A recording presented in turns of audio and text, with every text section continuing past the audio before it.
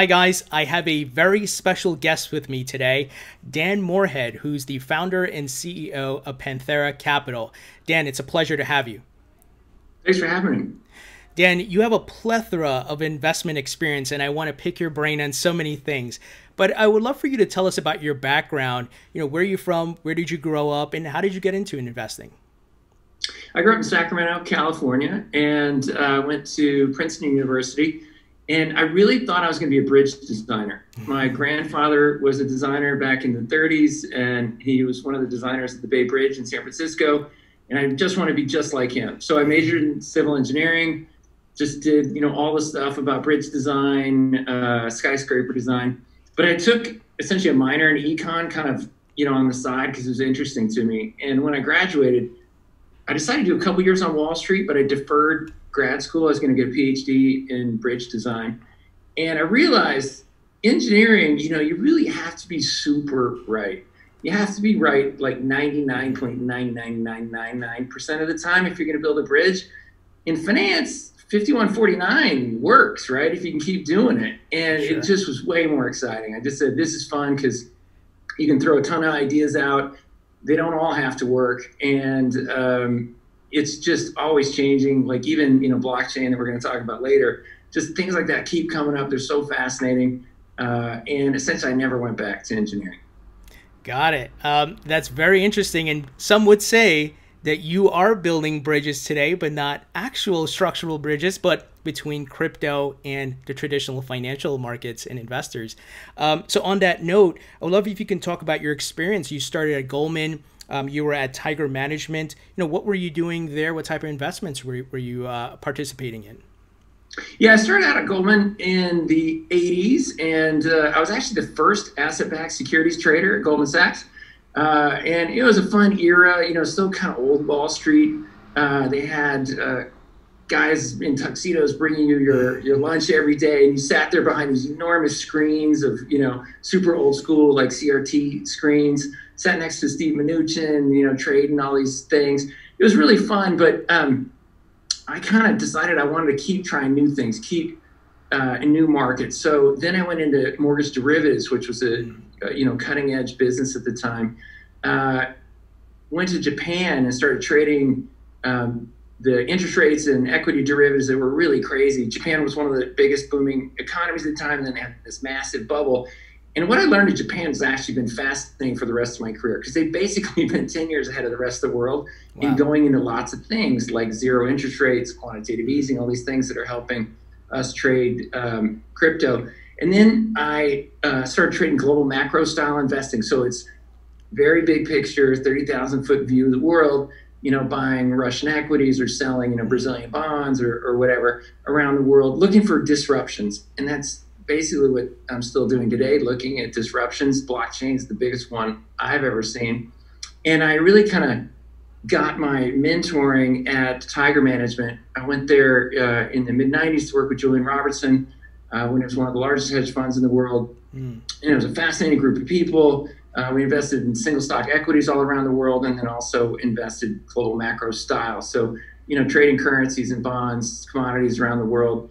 It was a super fun perch because it was very high level, and heads of state would come by to talk about their economy, and finance minister, you could call up and get finance ministers on the phone. So it was a really fun time. And after Julian essentially wound down and became kind of his own family office rather than managing investor money, I founded Pantera in 2003. Got it. And what would you say was your most successful investment as far as maybe rate of returns, but also if you're not thinking of it from that perspective, maybe what made you the most happy or you found to be the most fulfilling? Yeah, so over the years, invest in all kinds of crazy disruptions. I went to Russia when Gorbachev was still the premier and invested in Gazprom's privatization and Argentine farmland and all these kind of funky trades over the years. But probably the one that was the simplest and essentially most profitable is Tesla Motors and easiest for most people to understand. I had dinner with Mark Tarpenning, maybe 8-10 years ago. He's one of the four founders of Tesla. And he was telling me about this electric car. And admittedly, I was pretty slow. I was like, oh yeah, that sounds really cool, sci-fi project. Like, yeah, if it ever like actually happens, give me a call. And then they, they designed a Roadster, and that was cool, but I still didn't really get it. And then I saw the specs for the Model S, and I'm like, wow, what am I missing? It's gorgeous.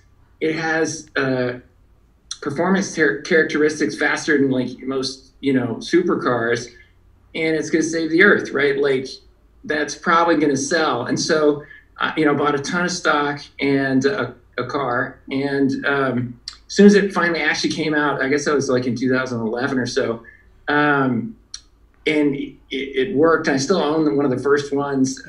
I've never spent any money on it. I free supercharged, so it doesn't cost me anything to drive. It's been fantastic. So Tesla's been the best trade. Prior to Bitcoin, obviously. Bitcoin's been off the charts. Very cool. And you sure you haven't put in an order for the new Tesla Roadster that's on its way? Oh, I wish, but one of my really sharp colleagues had some little robot, getting into the order book like within seconds. They sold out, immediately, so I wasn't able to. Oh, and one of the fun anecdotes about the Tesla story is one of my partners at Tiger Management is a brilliant guy named Ron Clance, and he also was the chief economist at Pantera. But in the days at Tiger, he was the #1 auto analyst in America. So when I got this idea, I'm like, I got to talk to Ron because he's just so smart. And I went and I pitched him the whole idea, and he's like, hey, Ford Motor Company is the last car company to go public. It never works. I was like, oh, that's a downer. I wanted a little more, positive enthusiasm. And he went through my whole report on it and, critiqued, and to his credit, he was kind of like, it might work, but it's still very risky. So it was fun to actually really think through it. We wrote like a 20-page thesis on it. If you want to pull it back up and see how much that actually happened. But it was a really fun trade because also, some of these things we invest in now, these DeFi protocols are pretty head spinning. Like, it's hard to get your head around, and everybody totally understands what a Tesla is. Sure. So on that note, it sounds like you're investing in both blockchain, crypto, and some of the traditional financial companies and things like that. So we're in 2013, we went blockchain only, but we invest in everything in blockchain. So we invest in liquid tokens, we invest in pre-auction tokens, and we invest in venture-backed companies that do things, better, faster, cheaper with a blockchain. Got it. So when was the first time that you heard about Bitcoin and crypto? How did you come across it, and what made you decide to invest in it? Yeah, so my brother, who's an aerospace engineer, he told me about Bitcoin in 2011, and it was back in the era, which is hard to remember, where Gavin Andreessen, who then became the chief scientist of Bitcoin, had a thing called the Bitcoin faucet. They were giving away free Bitcoin because it was a science experiment nobody knew about. And he told me about it. I read about it, and there really wasn't much. There was like a 2-page Wikipedia article on it. There's a few, and a white paper, and a few other things. And I read, and I thought about it, and I have kind of libertarian streak, so I'm like, this would be awesome for the world. And that's kind of all I did. And so it kind of sat there for a year. And then in 2013, 2 friends of mine from college and Goldman and now involved in the Bitcoin space, Pete Brigger and Mike Novogratz, who were then founders of Fortress, they called me up and said, hey, we're really excited about Bitcoin and we're trading Bitcoin. Do you want to come have a coffee and talk about it? And I essentially went in and never left. We spent like hours talking about it, and they introduced me to more people that were excited about it, and then offered to give me space in their office. And essentially, I haven't left yet. So I've just been captivated, for the last 7 or 8 years on it. Wow. So you were also, with starting Pantera Capital, one of the first of these, what I would consider maybe institutional level investors to get into the crypto asset class.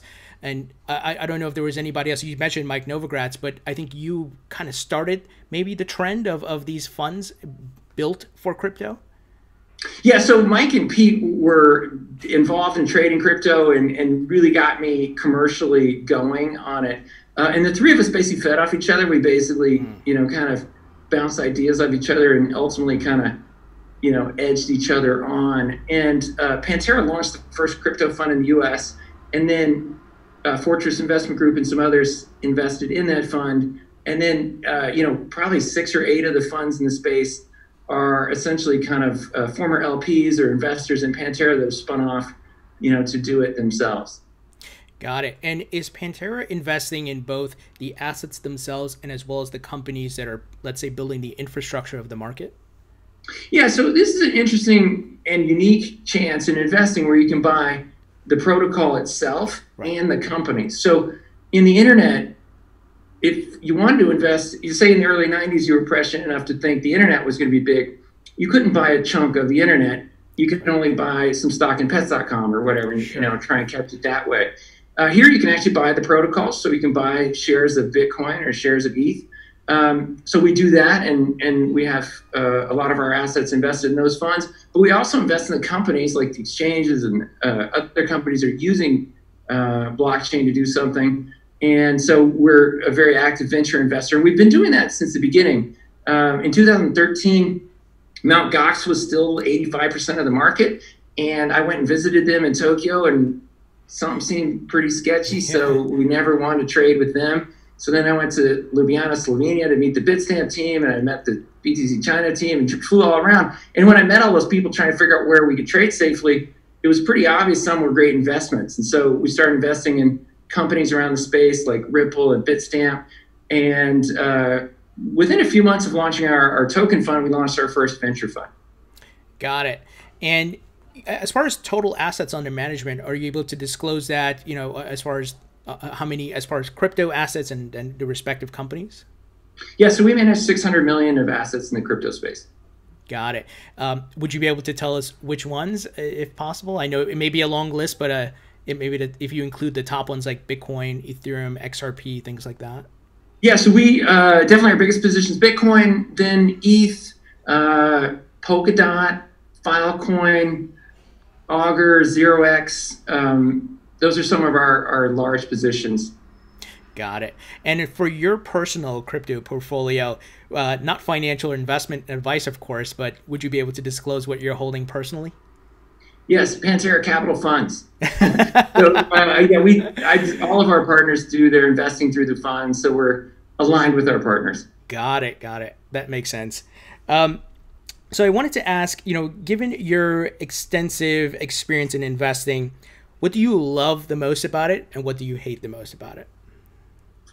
Oh, so, investing has been fun. I've loved the learning part. I've traveled, probably to 50 countries over the years, meeting interesting people, finding out what they're doing, learning about new cultures. That's been fantastic.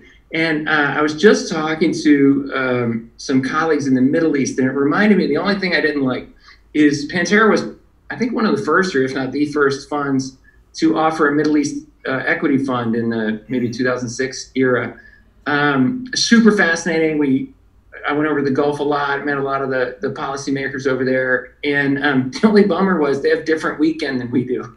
They have a different Sabbath. And they're on the other side of the planet. And so in macro, you end up trading basically 24 hours a day times 5 days. Mm-hmm. And then if you add Islamic cultures in, you trade 7 days a week. And that was a lot. Wow.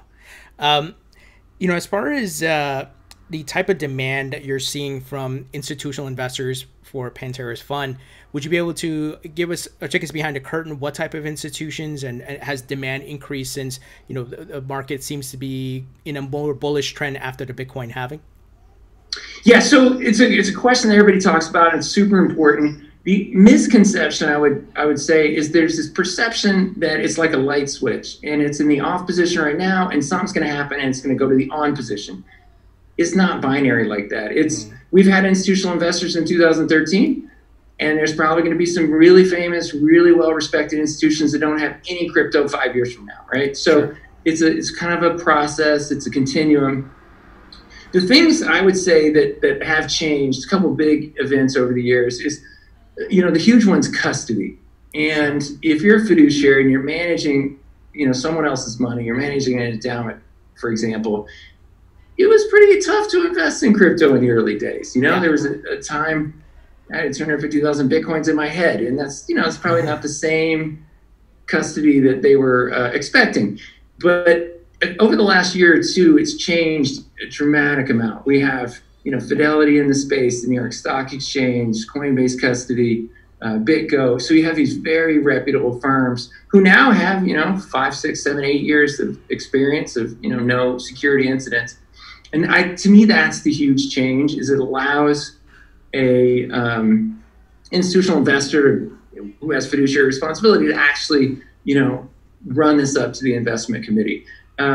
All the other things were all those other boxes were kind of ticked in the early days, but custody was the one that was still left waiting. And then the other development I think was important for our space is when Facebook came out with the Libra project, it basically forced everybody to address it. Facebook's so huge; they touch 2.4 billion people. They, obviously, it made all the regulators look at. An important thing, in my opinion, is I don't think it's any coincidence that China announced their own national cryptocurrency 3 days later. So then that made it a kind of a policy issue for the rest of the countries in the world to figure out what they're going to do, and that's going to help bring regulations into the space. Obviously, if and when Facebook gets Libra off the ground, that's going to bring billions of people to address crypto, and net, I think that's very positive. So speaking of custody and regulations, we just saw about a week and a half ago, the OCC in the United States gave the green light for banks to custody crypto. What are your thoughts? What's the buzz, the talks happening in your circles? Yeah, I'm very positively surprised. I've been watching incremental things happen on the regulatory front for a long time. Frankly, I thought that would take even longer. But it's a great endorsement for kind of the validity of this asset class that, banks are really good at security, and they've been holding, assets for people for hundreds of years. And this is just a password, basically. I mean, crypto ultimately is just protecting a password. So there's no reason why they can't be good at protecting that password. And, again, I don't think there's going to be a huge flood of the top 6 banks in the U.S. offering crypto tomorrow, but the smaller banks will, and some of the banks that are trying to leverage this new technology to get a bigger position will. And so I think it's a great endorsement of the industry. Sure. And you mentioned, China launching their digital currencies, and we see central banks around the globe are moving to create their CBDCs. Yeah. What are your thoughts on that? Obviously, we're heading to more of the token digital economy. And what impact do you think central bank digital currencies are going to have on crypto and obviously Bitcoin specifically? Yeah, so, I know there's a kind of a thought in the community of, strong Bitcoin adherence that anything else is bad, Libra's bad, or, central bank currencies are bad. I think they're really net positive, right? They definitely have some competitive issues with Bitcoin or other cryptos. But as you bring in billions of people into the industry that now has, 50 million, it's just, it's got to be good. And they just serve different use cases, right? If you are like me and you see, hey, in June, the United States printed more money than we did in the first 2 centuries of our country's existence. So maybe I want something you can't ease the quantity of, like Bitcoin, and I want to be long Bitcoin and, essentially not long paper money. That's important. I really need that. But there's a lot of people that don't think like that, and they just want to remit money back to their mom in the Philippines, and having crazy Bitcoin volatility is not a feature. It's a huge bug, right? So for those people, a stablecoin is great, and some of them are going to use something like USDC, and some will use a central bank backed one. And so I think all these projects are great. They're bringing new people into the space. It's really bringing, there's a lot of advantages to Bitcoin or other cryptos, borderlessness, speed of instantaneous transfer. And those are great for electronic currencies, right? Like if you own US dollars and you want to send it to somebody, it's literally faster to go get a suitcase, go load it up with bills, hop on an airplane and fly to London than it is to wire the money, right? And that's, in the 21st century, it's ludicrous. And even within the United States, it takes 3 hours to do FedWire, right? So if a bank on one side of Wall Street wants to send money across the street to another bank on the other side of Wall Street, it takes 3 hours. Token can do it in, basically a fraction of a second. So there's a huge need for a central bank digital currency, but it's a different need again. And, people that want, the advantages of Bitcoin. Dan, the only thing I would mention though is there are a lot of countries that are promoting this, and some of them have really crappy paper currencies. So if you make an e version of a really crappy paper currency, it's still going to be really crappy. So you're going to be able to move it around faster. You're going to be able to, you know, send it borderlessly, but it's not going to be a store of wealth. Sure. And to your point, I think the more people get comfortable, and the education comes along with that of, hey, money can be tokenized, it can be in a digital format, you don't have to have a cash or credit card. I think that opens up their mind to accepting Bitcoin more. Like, hey, yeah, it doesn't have to be tangible, as long as it's on the blockchain and you look at the math, it's there, right? So to your point, I think that's going to help influence more people to come into the market, because like you said, some people are just not going to care about what we're very passionate about crypto and Bitcoin, but some folks are just, hey, I just want to go about my daily life. So it's a good point. Now, you touched on something which made, and I'm going to jump ahead a bit here, because Brad Garlinghouse, the CEO of Ripple, has said the same thing about moving money. So I'm curious what your thoughts are. You mentioned you guys are invested in Ripple. What are your thoughts around Ripple and what they're doing with XRP to try to move money faster from a cross-border standpoint? Yeah, I think Ripple's done a great job. You know, they are one of the big enterprises in our business, and they have hundreds of engineers building a lot of code and shipping code. So, and they're doing it a little bit different way. I know there's a lot of purists in our industry that get almost religious about, oh, it's not totally decentralized, or it's not whatever. And the same thing with the central bank coins. Like, they're not decentralized, but they, you know, people need that too, right? And so I see a world where we have, you know, 8 or 10 really important blockchains 10 years from now, and XRP is going to be one of them. And I don't have the view a lot of people do in our space, where, again, it's almost like a religious thing. It's like there's only one and only one true heaven, and it's got to be, you know, whatever it is, ETH or Bitcoin or whatever it is. They do different things, and you know, there's no, you know, and it's kind of like being in the early 90s being a Yahoo maximalist. Right. Like, yeah, Yahoo was good, but like there were 30 really important companies, and a portfolio should have had a little bit of all those. And that's the way I feel about cryptocurrency is, you know, each one of the, you know, 8 or 10 that are going to exist in 10 years are going to do its own thing. And they're competing with trillions of dollar markets like gold, cross-border money movement, you know, remittance, wealth storage, all that stuff.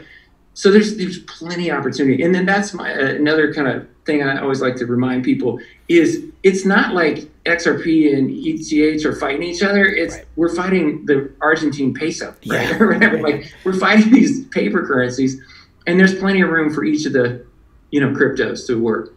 I mean, absolute agreement, different use cases. It's like saying Google is going to be the only winner, but there's Amazon, there's eBay, and there's all, you know, absolute agreement. Let's talk about Bitcoin, because I hold Bitcoin in my portfolio. I'm very bullish on it. And I want to get into your mindset of, why are you bullish on Bitcoin? You know, where do you see Bitcoin in the next 3 years? And do you have a potential price prediction for us? Yeah, so the people that are negative on Bitcoin are always like, hey, what's the killer app of Bitcoin? And I'm always like, Bitcoin's the killer app of Bitcoin, right? It's already doing an amazing thing of wealth storage for, you know, whatever, 50 million people or something around the world. And it has an 11-year track record of 24/7 uptime, never falling over, never being compromised, which none of those companies you just mentioned, Facebook, Google, whatever, none of those have that kind of track record. They're always falling over and having issues, right? So Bitcoin's already the killer app of Bitcoin. It's doing, you know, some great stuff already. You know, some people also say, hey, it's just digital gold. And that, again, is like, man, if that's your worst case, is this thing just replaces a $9 trillion asset, that's not a bad trade, right? Like, you know, I could buy that. And so I think it can do more than digital gold, all that. But even if that's the only thing it does, just kind of wealth storage, it's way better than, you know, gold is at doing that. And so, you know, I think Bitcoin is, you know, it's a huge first mover advantage. It's tested. It's never broken. It's kind of hard for stuff to compete with it. The digital gold like use case is very hard, you know, for other coins, especially ones that are pretty much, you know, copies of Bitcoin, to supplant it, because it's already working great. And you know, you were talking about intrinsic value before, and just, you know, that's kind of one of those other arguments, like, well, how do I trust money that like doesn't have any intrinsic value? Like paper money doesn't either, right? You know, paper money used to be convertible into gold or silver. The funny one is pennies in the United States. They used to be made out of copper, right? But then we debased them so much that the copper's worth more than the 1 cent, you know, for a penny. And so they've made it a felony now to melt pennies, right? Like, so if you really wanted to access the intrinsic value of the US dollar, it's a crime. So, you know, the intrinsic value is the fact that it's been working for 11 years, which is young, admittedly, but 10 years from now, that's going to be 20 years. And, you know, it'll keep gaining value the longer it works and the more people that get comfortable with it. Got it. We seem to be in the next bull cycle, according to the halving chart and timeline. Sure, some people say it's like a 4-year timeline, but certainly can go beyond that. What do you think Bitcoin's price point might be in the next parabolic run-up?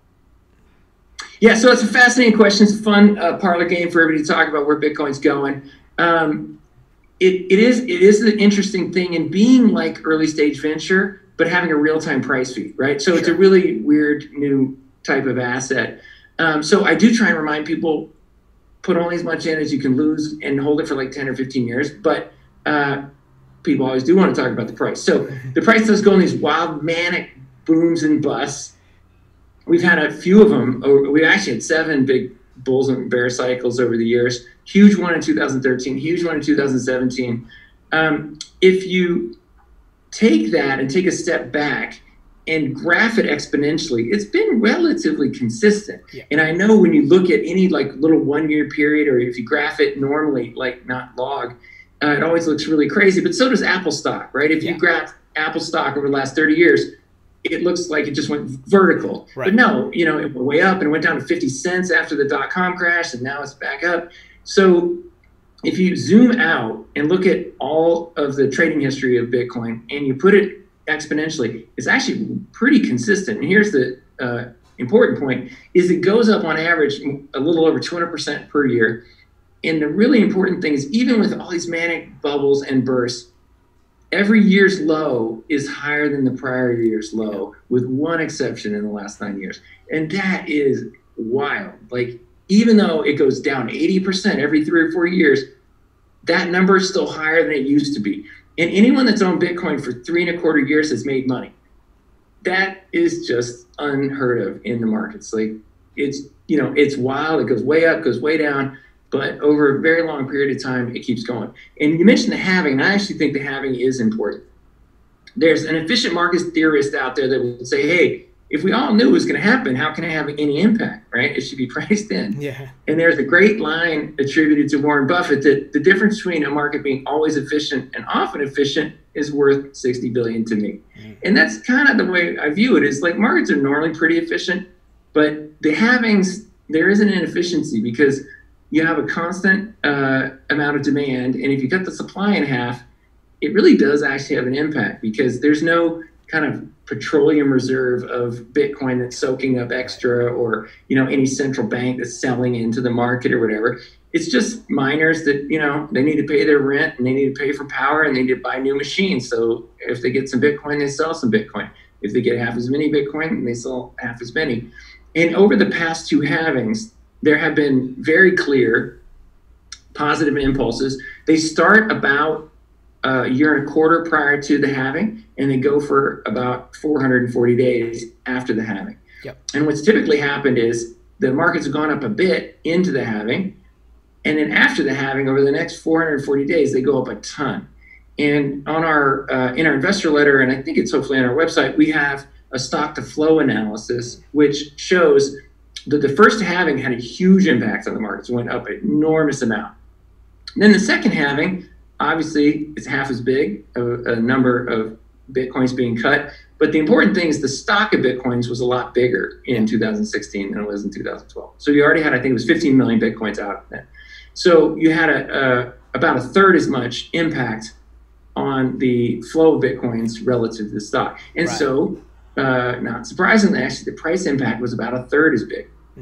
This time, the halving is obviously half as big as the last time, and there's now, you know, 4 more million Bitcoins outstanding. So it's about a third again.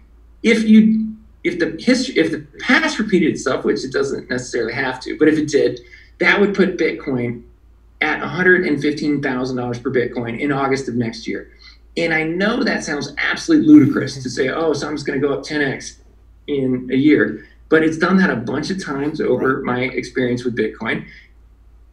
And I'm not saying, hey, that's my 50-50 over under. I'm willing to bet anybody $100. And if it's 115 or above, I get the $100. And if it's 114 or below, you get the $100. But it's definitely pretty possible. And so it's just to help people think through this asymmetry. And that's the main argument to invest in Bitcoin is obviously very speculative. You could lose all your money, but you really could make 10 times your money over the next couple of years. And so I think the answer to that is when people ask where it's going to be, my common response is it's been growing at 209% for 9 years. I think it's going to grow at least 209% over the next couple of years. And that puts you, 100,000, in probably 2 years. But I do think that will happen. And do you see, I think a lot of people are talking about this, the macroeconomic issues we have, geopolitical issues, obviously a lot of money printing, inflation, and we got the pandemic going on. These things are kind of fast tracking maybe Bitcoin's rise in the next cycle? Oh, it really is. And right now, you have kind of a harmonic resonance where all of these impulses are coming together and pushing the same direction. And, the fundamentals are great. The price is still 50% of what it was in 2017, so it's still cheap. We talked about the institutional investors, so the technicals are all great. But if you really want to talk about the global macro picture, I think, is unambiguously good for blockchain. And I'll admit that this pandemic is so crazy and it's so hard to know what it's going to do to my family or my community or the world. That I don't know. But if they're going to print the quantities of money that they're printing now, and if the Fed chairman is literally saying unlimited money printing, it's pretty certain to push up the price of things you cannot ease the quantity of, like Bitcoin or other cryptocurrencies. And this year's been really a great case in point. We actually made that forecast in the middle of March, so it's not like, we're saying it now. Right. We said, hey, if they're going to print unlimited amounts of money, essentially the price of things that can be purchased with those little pieces of paper that there are now trillions more of is going to go up, or the converse or inverse way to say that is the price of paper money is going to go down in terms of ounces of gold or number of Bitcoins it costs to buy $100 bill or whatever. So that is what's happening, and you've seen it play out so far this year. Most asset classes are down, and then things like gold are hitting records. Obviously, Bitcoin and ETH are hitting high prices for recently, but they're still not even at record highs. That's again why I think it's good to buy. And the stat that just is so critical is in June, the U.S. printed more money than 200 years worth of history. That has to have an impact, right? That line that kids say to each other, that's going to leave a mark. That's going to leave a mark on the currency, right? It's just so much. And unfortunately, I see it going for a long time, right? The talk of a V-shaped recovery or whatever is really difficult. Me as a global macroeconomist, I just don't see how that is likely to come about. And so I think the money printing will keep going. And crypto is, obviously you don't want to put 100% of your net worth into crypto. Right. But if you have a portfolio of all these other things that are normal, like, stocks, bonds, oil, gold, whatever, crypto should be a couple percent of that portfolio. Sure. And on that note of the money printing, I want to get your perspective on this. How long can this continue? Because what's going to happen here in the United States, do you feel? Is there going to be like a financial reset? Do you see that on the horizon? Because I can't imagine if they keep printing trillions and trillions in this QE infinity and beyond, what's going to happen to people's savings? And I know we're talking about Bitcoin as an alternative and all that, but what's going to happen? Where do you see things ending up? Yeah, that's why I'm so bullish on cryptos. I actually don't know how this stops, right? There's this sense that there's going to be some kind of V-shaped recovery, and I guess it's predicated on a belief that some vaccine will be, discovered quickly. I mean, I hope that happens, but, sure. Being a realist, we still have malaria and HIV and SARS-1, that we don't have vaccines for. So SARS-2, might take a while. And if that's true, the policy response seems to just be, more fiscal stimulus, more monetary stimulus. And with zero interest rates around the world, because of all this excess capacity, there really isn't kind of any kind of self-adjusting mechanism that forces this to change. Obviously, I've traded currencies where, like the British pound in the ERM crisis, or the Thai baht, or, all these currencies that had pegs that were trying to hold a peg, and rates were going to levels you could say, hey, I can calculate just how many days the country can sustain interest rates at that level, and therefore in 94 days this thing's gonna have to blow. Whereas, with interest rates near zero, about 20% of the world's debt is negative interest rates now, so you have to pay somebody to hold your money. It's not obvious what stops that. So I wish I could tell you, oh, here's what's going to make it stop 7 months from now, but it could be, we could be doing the same thing years from now. I just don't. Wow. I'm not sure what would ever stop it. Wow. So segueing into some other items around crypto, you recently stated that all coins would perform better than Bitcoin. Could you elaborate on that? Are you talking more like alt season and some of these low caps can really skyrocket a bit? Yeah, so, obviously the share of the market that's represented by Bitcoin has gone in some pretty wild swings, since the first altcoin was invented. In the peak of 2017, the share of the industry that was Bitcoin got to the low 30s. Then it went back up to the high 60s where it had been, a few years before that. And then kind of a little side. So we think over time, Bitcoin's going to go way high, but other things are probably going to go up even faster. And so Bitcoin's a great investment. It's our largest investment. We think it's great, but other things are probably going to perform even better. And so that'll bring Bitcoin's share of the market down a bit. There's one short technical thing that is important. In our March letter, we said, hey, every time there's a super big down spike in the S&P or other risk assets, Bitcoin does go up. There's whatever you want to call it, flight to quality, flight to big cap, selling a liquid small caps, whatever you want to visualize that does happen. And so in our trading funds, we actually sold a lot of small cap, smart contract token type positions and bought Bitcoin. That historically lasts for about 4 months, and now we're about 3-4 months actually through that period. And so now we've swung back big time the other way, where we're massively underweight Bitcoin and overweight more smart contract tokens. And there's fundamental reasons, because scalability is coming through, and that's going to make the user experience much better. But it's somewhat just, if this really is a massive bull market, the small caps are have way higher beta, and they can run faster than the mega cap Bitcoin can. Sure. I think that's the same approach I personally take. Certainly have done well with Chainlink recently and things like that, but holding Bitcoin for the long term, for sure. So you mentioned that you're certainly bullish on Ethereum, and I would love to get in some additional thoughts there. What do you think about the scalability and the whole DeFi movement? Are you bullish on the DeFi movement? It sounds like you are, but I want to, if you can elaborate on that.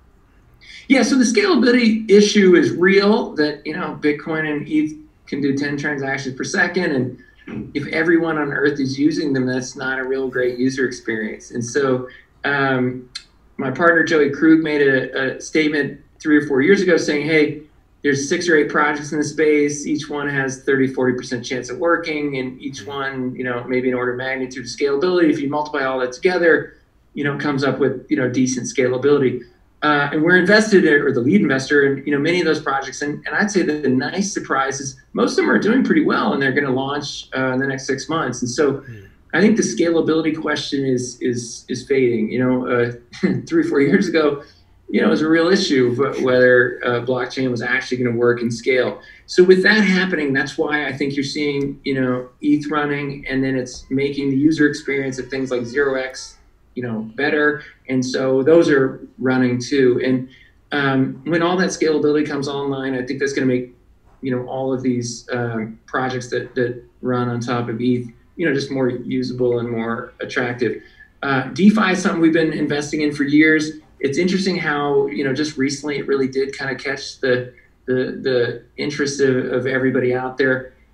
it's a great concept, right? Like for centuries and for millennia, we've had centralized counterparties taking a huge rake off of everything. The Medici, invented their whole empire over double entry bookkeeping, right? Like that was their cutting edge technology. And now you can do that without paying somebody to keep the ledger, right? And so DeFi, we think we're just in the earliest beginnings of a big, surge in DeFi. And, borrowing lending is the first application of it, but we are essentially building a parallel financial system that doesn't have centralized counterparties taking huge fees out of it. And then, the financial crisis 2008-9, that was a trust explosion, right? Like, taxpayers ended up with a $700 billion bill for, risky assets that centralized counterparties took. Whereas here, you have issues in the DeFi space and they get worked out, within the community. It's no taxpayer has to bail out, some of these, early teething pains that some projects have had. We think that's one of the main stories we're focused on for the next couple of years. Got it. I love the point you brought up of, if something goes wrong in the decentralized setup, the community comes together and figures out versus centralized and what we saw in 2008 and taxpayers having to bail out. They have no say in it. It's just the money just goes to where it needs to go. People used to talk prosaically about moral hazard. I mean, everything's an order of magnitude bigger than it was 10 years ago in terms of, too big to fail, moral hazard. So I love the crypto space and DeFi in particular. There's nobody bailing out, entities that go bust. They have to work it out. And it's kind of Darwinistic, right? The models that weren't built to withstand that, they go out of business, and the ones that do stay. And I think we're going to end up with a much more robust system, 20 years from now, once DeFi has taken a huge market share. Not to get too philosophical, but it seems like it would take us back, well, not take us back, but take us to a free market 2.0, maybe, given that where we started in the United States and where we're at right now, but the more decentralized nature of the setup of the financial markets would take us to maybe that free market. Hey, you don't run it properly, that's it. Versus, okay, give me a bailout. Yeah, there are, a lot of risk decisions made consciously thinking, well, if it doesn't go right, maybe I get bailed out and, the shareholders don't lose all their money. That's what an LLC is, limited liability company, right? You're supposed to get wiped out when you make a bad decision, and then, whoever lent to you owns the assets. And, the government's interfering in that process. And I have, obviously some great friends that are distressed investors. And for 10 years, there's no distress in the industry. So when this pandemic started, I was like, hey, this is probably at least an interesting opportunity for you professionally, right? And they're like, no, how can you trade distressed debt when the Fed's buying and ahead of you or whatever, right? Like, so it's really hard to know what the goalposts are if the government's moving them around, and again, if we come back to DeFi's attributes, the goalposts don't move. They're written in code. And, if the system was built in a way that can withstand, the pressures to sell or buy when you kind of get a little too crazy, it'll survive. And the ultimate end results could be way more robust than the current system. Sure. 2 more questions, Dan, and I'll let you go. For someone looking to start a fund like a Pantera Capital, what advice would you give them? Oh, yeah. So, I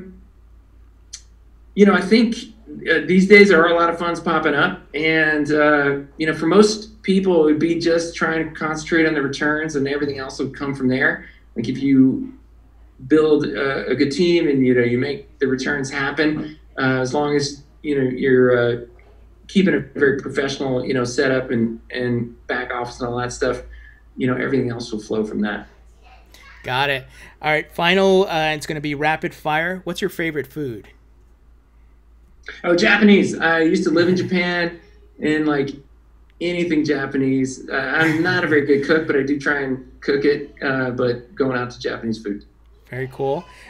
Favorite musician or band? Depends on mood. Van Morrison or Guns N' Roses. Guns N' Roses. Love it. Favorite movie?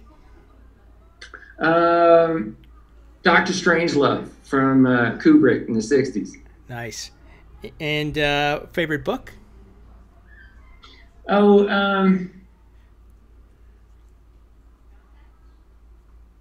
I've been reading a lot of I like Russian literature, so Brothers Karamazov probably. Nice. And finally, when you're not at Pantera Capital, what are you doing for fun? What's your hobby? Oh, when I have the time, which is not super often given the manic nature of blockchain, I used to do a lot of stone sculpting, so like marble, hammer and chisel type stuff. And I just got a big piece of marble and set up in the backyard. So I'm going to get back at it. Wow. I'm sure I've always imagined, I've been to Italy and seen the different sculptures and so forth, and can't imagine how tedious and the work you have to put in there. But that sounds very interesting. It's fun. Actually, I did go to Carrara, Italy, and the mountain is made of Carrara marble. Like Wow. it's just crazy that they have an 8,000-foot mountain that's 100% made out of marble. Wow. That's amazing. Dan, it was so great chatting with you. I learned a lot today. Thank you so much for joining us. Hey, thanks for having me on.